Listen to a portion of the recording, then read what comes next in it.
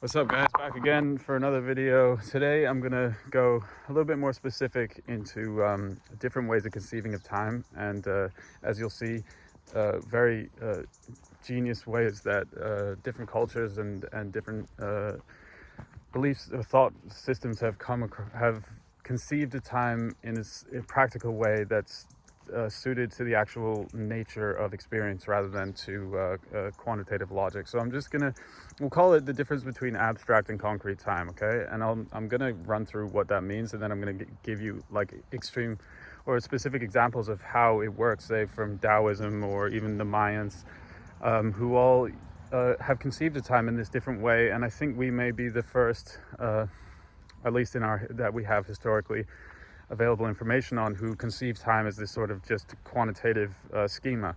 So, okay, starting with how we see things now, right? We basically have a clock, right? The clock gives us hours and numbers. So every day is just a series of numbers. Each hour is the same, uniform, and we basically know the time by looking at the number, right? And the hours of the day are basically disconnected from, in terms of their significance. The individual hours themselves have no significance. And that works really well for things like, factory production, for the logic equation that makes time equatable to a wage, right? So that's deeply ingrained in our psyches in this society right now. And just on a side note, if you guys have ever heard of Adorno and Horkheimer, they were post-Marxist theorists, but they made a really brilliant point, which is the effect of productive logic on the psyche, which is this: when you start conceiving of time as numbers, and then you are living by a wage, then what happens? I'm adapting it to say time rather than just value, right? But it's the same thing. So we put our time to, we have a wage. So our life becomes measured against the amount that we actually output.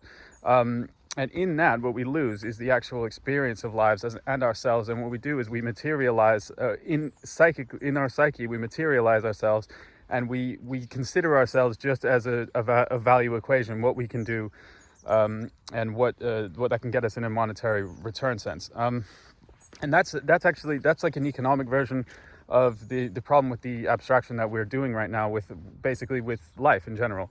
But so I mean, it's pretty straightforward. You guys understand that the way we see time now is it's a series of numbers. They're totally uniform, and they don't really have any difference. You just know it's 12. It's 12. That's all you need to know about it. But I want to talk to you about actual concrete time, because what I've been saying all this time is how, through our direct experience of the quality of life, we gain much more information about what's going on. So if you apply that to the way that what actually time is, and then how you put that into a system that gives you more ability to act in ways that improve your life, then we can look to the Chinese Taoist system of understanding time and the seasons. And also what's really interesting is you'll see that it's based on cycles, and those cycles are fractal, in the sense that there are nested cycles, but it's a repeating pattern, and it's a repeating pattern of phases, and each phase has specific qualities to it. So it's really interesting, because it's the Chinese system, it's the 5-element system, is based on the circadian rhythms. And by whatever means, basically internal apperception, the very intelligent and extremely mysterious founders of these systems, what they did is they determined actually the cycle of the movement of energy through our organs. But what's interesting is that also comes with an aesthetic feeling. You can feel different things. We have different throughout the circadian rhythm throughout the day.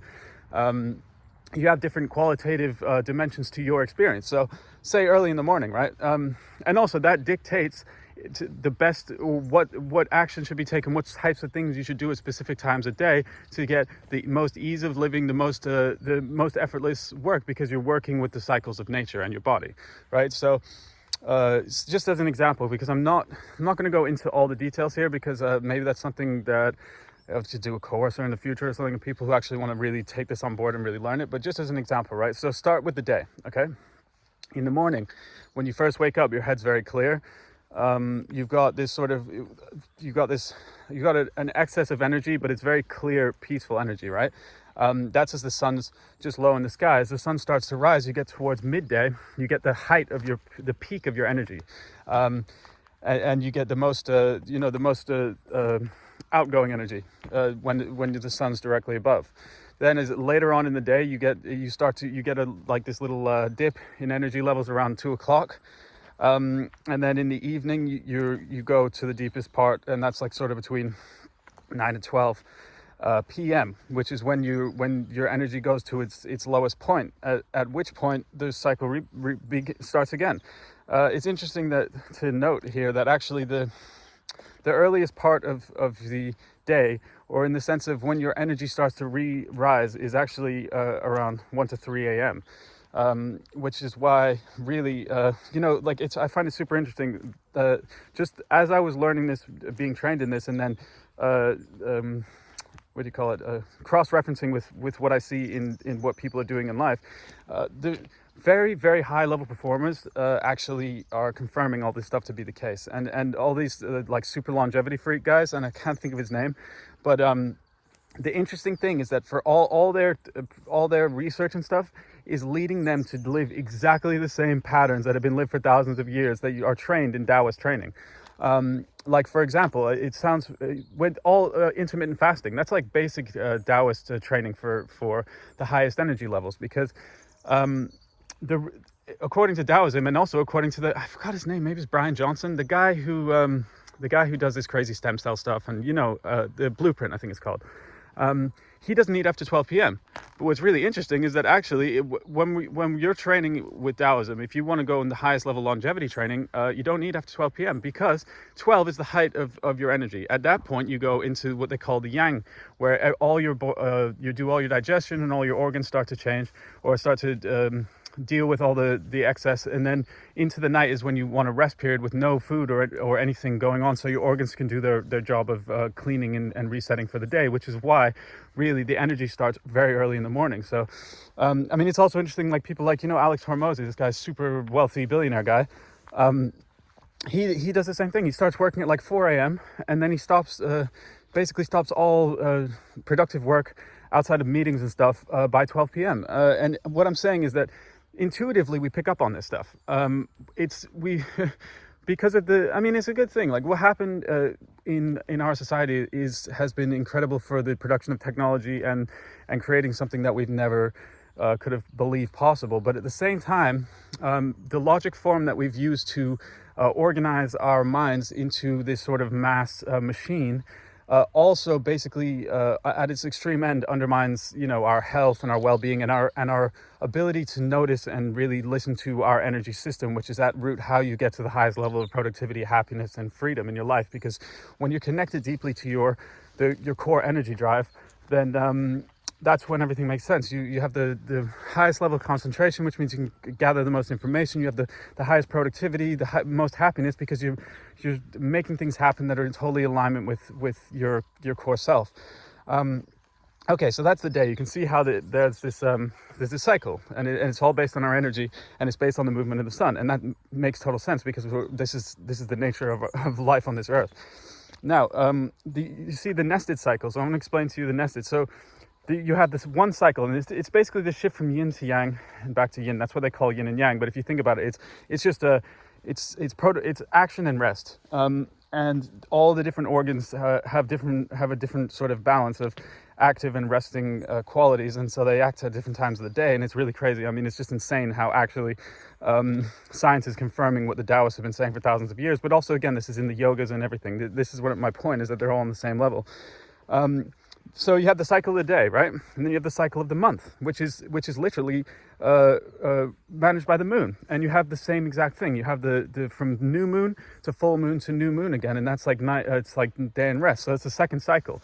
And then on the third cycle, you have the seasonal change. You have from coldest winter to the hottest day of summer, and they all reflect in the same way. So like if you want to talk about understand just how this works on a really basic level. if you want to, if just when you're trying to really over a year, because the whole point is we want to organize our time for the most enjoyment, the most productivity, the most achievement, but also with the least grinding, the least having to fucking push and drag through difficulty. And the best way to do that is to align our actions with the cycles that are naturally occurring, and it's fine-tuning our mind to act correctly with the cycles of which give us our energy and our ability to think and act. So it's on a really basic level. Like the highest energy time of the year is the longest day of the year at 12 p.m. on the full moon. So around that there's a phase then where things are the most active, and there's all sorts of qualitative aspects that go along with that, which are totally confirmable by science, but also all written already in Taoist work, and I'm sure also in the yogas. It's just, again, I haven't taken the time or been trained with anyone who knows enough about this stuff to really give you a good answer on it. But so that's my point. So when I'm saying all this stuff abstractly about the way that we've quantized time, and that's a mistake, I'm showing you now how that's the case, because the way that we are conceiving of ourselves and our and the way that we're organizing the symbolic aspect of our mind, because this is the mind is a tool. It was developed by the life impulse in order to achieve certain things, so that we're the active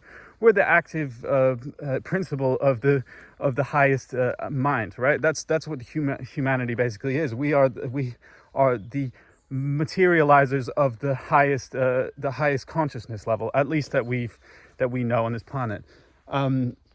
And the way that we've organized that mind, at least over the past century or so, we've done so that obviously is leading to some big issues, which is basically the abstraction has taken over. We're way too over focused on the symbolic ideas, and we're missing out on the way that we are internally linked to the qualities of life. So everyone's, we've got the most wealth, but also the most, self-destruction.